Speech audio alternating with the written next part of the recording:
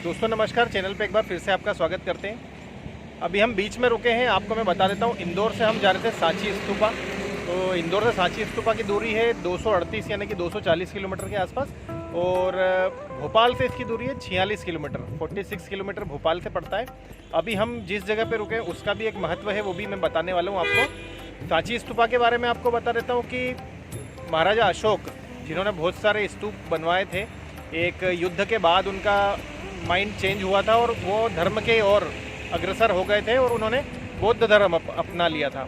तो सांची का ये महत्व है कि यहाँ पे उन्होंने स्तूपा बनवाया। उनकी जो पत्नी थी देवी, वो भी सांची की रहने वाली थी और उनकी शादी हुई थी वो भी सांची में ही हुई थी। तो चलते सांची का स्तूपा बताते हैं। और आप देख सकते हैं हम यहाँ पे रुके, यहाँ से कर्क रेखा क्रॉस करती है। आप देख सकते हैं बिल्कुल सामने से ये रेखा बनाई हुई है पूरा यहाँ तक। और मध्य प्रदेश टूरिज्म का यहाँ पे पूरा ये बता रखा है, कर्क रेखा यहाँ से क्रॉस करती है। पूरी तरीके से ऐसी बना रखी है। रोड पे भी लाइन है, सब जितने भी टूरिस्ट यहाँ से निकल रहे हैं वो यहाँ पे फ़ोटो खिंचवा रहे हैं। एक स्वाद संगम कैंटीन भी खोल रखा है यहाँ पे, और ये यहाँ का व्यू है। तो 360 डिग्री में आपको बताता हूँ। और अब लेके आपको चलते हैं सांची। तो चलते हैं और आगे चल के आपको बताते हैं। दोस्तों ये टिकट घर है, यहाँ से टिकट लेना पड़ता है। और यदि आप ऑनलाइन टिकट का भुगतान करते हैं, जिस तरीके से यहाँ पे QR कोड दिया हुआ है, ऑनलाइन टिकट लेते तो आपको 35 रुपीज़ पर टिकट पड़ता है। और यदि आप ऑफलाइन लेते हैं तो आपको 40 रुपये का टिकट लगता है। और 5 वर्ष से छोटे बच्चों का टिकट नहीं लगेगा। तो इधर से ऊपर जाने का है, ऊपर चलेंगे, गाड़ी भी जाती है ऊपर। टिकट बता के ऑनलाइन ही टिकट आ जाएगा। जिस तरीके से सारनाथ में था उसी तरीके से यहाँ पे भी है। ये टिकट घर है और इधर से ऊपर जाने का रास्ता है। तो चलते ऊपर और आपको बताते हैं। यहाँ पे एक बहुत बड़ा एक वृक्ष है, बहुत पुराना, ये भी आपको बता देते हैं लगे हाथ। ये देखिए, ये बरगद का पेड़ है बहुत पुराना, और इसकी शाखाएँ, एक वो वाली शाखा है जो नीचे पूरी टिक गई है, एक ये पूरी नई शाखा है। ये इस तरीके से बरगद का वृक्ष बढ़ते जाता है। धीरे धीरे इधर भी ये शाखाएं नीचे आ जाएगी, जो कि ज़मीन में चली जाएगी और इसको सहारा भी देगी, और ये फिर से नया एक पेड़ बन जाएगा। तो चलते हैं आगे और आपको बताते हैं। दोस्तों अब हम ऊपर जा रहे हैं और आपको मैं बता देता हूँ कि किस तरीके से यहाँ पे आया जा सकता है। यदि आप भोपाल में हैं तो आप कार से आ सकते हैं। यदि आप एरोप्लेन से आते हैं तो भोपाल का हवाई अड्डा सबसे पास वाला यहाँ पे हवाई अड्डा है। और अगर आप रेल से आते हैं तो आप सांची तक आ सकते हैं। सांची स्तूप से सांची का रेलवे स्टेशन केवल 1.5 किलोमीटर की दूरी पर है। बस हम ऊपर पहुंच ही गए हैं। दोस्तों इस रास्ते से आते हैं और यहाँ पे कार पार्किंग है। अभी किसी ने पैसा नहीं मांगा, इसका मतलब यहाँ पे निःशुल्क होगी। और यहाँ पे एंट्री है और बिल्कुल सामने आप देख सकते हैं सांची स्तूपा दिख रहा है। तो चलते हैं और आपको बताते हैं। आप नीचे से टिकट नहीं ले सकते तो यहाँ पे भी आके आप ऑनलाइन टिकट ले सकते हैं।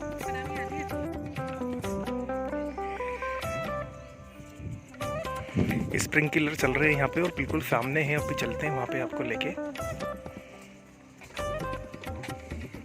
इसी जगह पे ये 27 चीज़ें हैं यहाँ पे देखने की, लेकिन खास स्तूपा ही है। तो वहाँ पे चलते हैं और आपको बताते हैं। आर्कियोलॉजिकल सर्वे ऑफ इंडिया इसको संभालता है। दोस्तों यहाँ पे सांची के स्मारक की पूरी डिटेल दी हुई है, आप वीडियो रोक के पढ़ सकते हैं।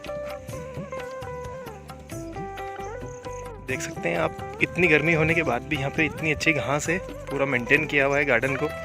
स्प्रिंकलर लगाया हुआ है, जगह चेंज कर करके यहाँ पे लगाते रहते हैं। ये बहुत अच्छे से पानी रही है। एक स्तूपा कुछ टूटा हुआ है यहाँ पे, ये पूरा बना हुआ है। सांची का स्तूपा है। तो आगे चलते हैं और आपको बताते हैं। इस तरीके के स्तंभ लगाए हुए हैं छोटे छोटे दोनों साइड, जिस पे कुछ छोटी छोटी प्रतिमाएं बनी हुई है। विश्वदा स्मारक सांची। दोस्तों सांची को भारत की सबसे पुरानी पत्थरों की संरचनाओं में से एक माना जाता है। इसे सम्राट अशोक ने 3री शताब्दी ईसा पूर्व अपनी देखरेख में बनवाया था। उस समय भगवान बुद्ध की पवित्र अस्थियों को रखने के लिए इस जगह को चुना गया था और इस स्तूप को बनवाया गया था। दोस्तों अगर आज से देखें तो लगभग 2300 साल पहले यहाँ पर सम्राट अशोक ने मिट्टी और ईंटों का स्तूप बनवाया था। उसके ठीक 100 साल बाद यानी कि आज से 2200 साल पहले सोल वंश के राजा अग्निमित्र ने उसी स्तूप को पत्थरों से कवर कर दिया गया था। जो स्तूप आज आप वीडियो में देख रहे हैं वो यही स्तूप है। स्तूपा पीछे की तरफ भी है। हम इसका सर्कल का राउंड लगाने आ गए थे।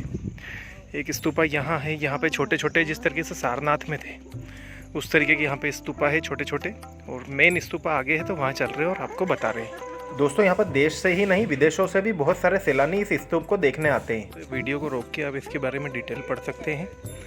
और ये जो यहाँ पे QR कोड दिया है इसे स्कैन करके यहाँ की पूरी आपको जानकारी मिल जाएगी। यहाँ पे भी कुछ डिटेल है, इसको भी आप पढ़ सकते हैं। अग्रभाग और पृष्ठभाग, इसमें 1 2 3 4 5 6 7 8 9 10 11 12 पूरा इसको अलग अलग डिवाइड करके और यहाँ पे क्या क्या है वो पूरा बताया गया है नंबर के अनुसार। दोस्तों देख सकते हैं 200 के नोट में इसी की प्रतिकृति है। तो अंदर चलते और आपको बताते हैं। इधर कुछ प्लास्टर किया हुआ था, कुछ निकल गया है, पत्थर दिखने लग गए हैं। तो अंदर चलते हैं। पूरे तोरण की डिटेल दी हुई है और अपने आपको पास से बताता हूँ। बहुत ही ज़्यादा इसमें डिटेल है। 2 हाथी है।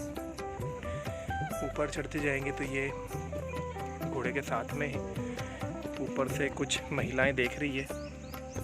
फिर और ऊपर जाएंगे, पूरी डिटेल दी हुई है, अलग अलग स्टोरीज बताई हुई है। ऊपर हाथी भी है, इनके दांत की जगह खाली है हाथियों की, तो हो सकता है कि पहले कुछ यहाँ पे इनके दांत लगे हुए हो और किसी ने निकाल लिया हो आक्रांताओं ने। कुछ पुरानी भाषा में लिखा हुआ है। इस मूर्ति को भी खंडित कर दिया गया है। यहाँ पे पूरा इस तरीके से पूरे सर्कल में आप गोल घूम सकते हैं। तो यहाँ पे ये जो मूर्ति है वहाँ की निकल चुकी है। बहुत ज़्यादा इसमें डिटेल दी हुई है। इस तरीके के 4 द्वार है टोटल यहाँ पे। तो आगे चलते हैं, ऊपर भी लेके चलेंगे और ऊपर चल के भी आपको बताएंगे। तो ऊपर चल रहे हैं और आपको लेके चल रहे हैं। दोस्तों दौड़ के चढ़ने में एकदम से सांस फूल गई थी।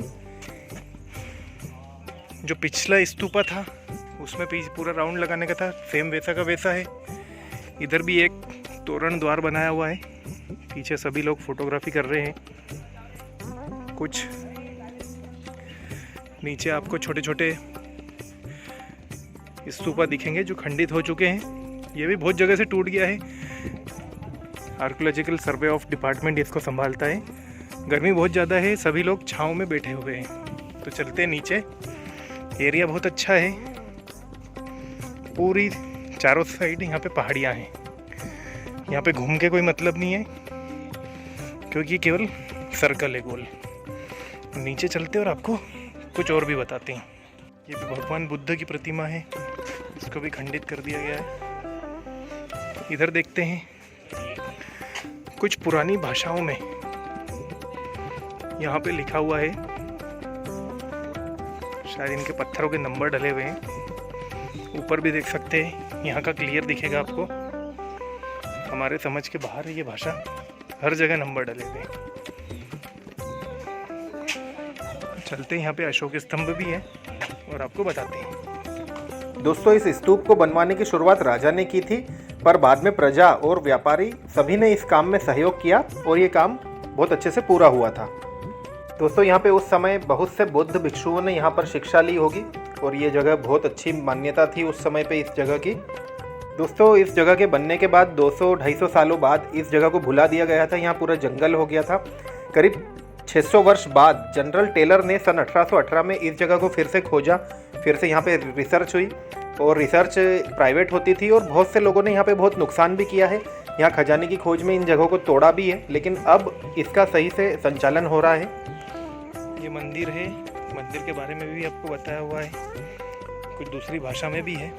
मंदिर के अंदर मूर्ति स्थापित नहीं है, लेकिन इसकी छत समतल है। इसमें कोई गुम्बद नहीं था, इस तरीके से बताया है। बहुत सिंपल सा मंदिर है ये। दोस्तों अगर आप भोपाल आ रहे हैं और इतिहास में रुचि रखते हैं तो आपको यहाँ पे ज़रूर आना चाहिए। बहुत ही अच्छी जगह, ज़रूर देखना चाहिए। यहाँ पे बहुत सारे जामुन के पेड़ लगे हैं और जामुन बहुत छोटे छोटे हैं। यहाँ पे मैं आपको बताता हूँ, कुछ नीचे गिरे हुए हैं। ये साइज है जामुन का यहाँ पे, और बहुत सारे हैं यहाँ पे, लेकिन सब सूख चुके हैं। गर्मी इतनी है, पत्थर के ऊपर गिरते हैं और सूख जाते हैं ये।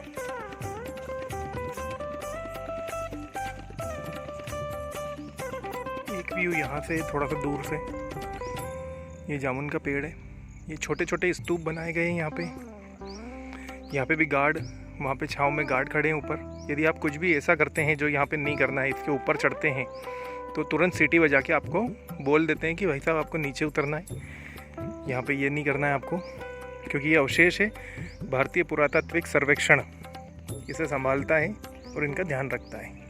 चिड़ियाओं के लिए पानी दाने की व्यवस्था की हुई है, वो देख सकते हैं ऊपर आप। बहुत सारे जामुन लग रहे हैं, कुछ कच्चे हैं, कुछ पक गए हैं।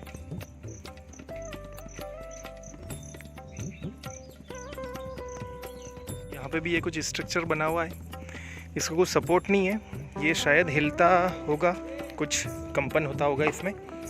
तो यहाँ पे लोहा लगा के सभी जगह पे देख सकते हैं आप, यहाँ पे भी लोहा लगाया हुआ है। तो यहाँ पे लोहा लगा के इसको स्थिर किया गया है। और देख सकते हैं दरार पूरे पत्थर में, ये ऊपर से नीचे तक दरार आई हुई है। मैं आपको बताता हूँ, यहाँ पे भी देखिए ये लोहा लगा के और इसको स्थिर किया हुआ है, देख सकते हैं आप। इधर भी यही डिज़ाइन है। हो सकता है यहाँ पे भी मंदिर होता होगा किसी समय में। ये एंट्रेंस, यहाँ से अंदर आने का रास्ता। ये वेदी दिख रही है यहाँ पे, हो सकता है कोई हवन की वेदी हो ये। और पीछे देख सकते हैं आप पूरा गार्डन बनाया हुआ है। दोस्तों बहुत ही सुंदर जगह है, आपको आके देखना चाहिए। ये ऐसे बहुत छोटा लगता है लेकिन बहुत ही बड़ा है ये। इसकी भव्यता का अंदाज़ा आप यहाँ पे आके देख के ही लगा सकते हैं। और इसमें 4 तोरण बनाए हुए हैं। तो चल रहे हैं आगे और आपको और भी बताते हैं।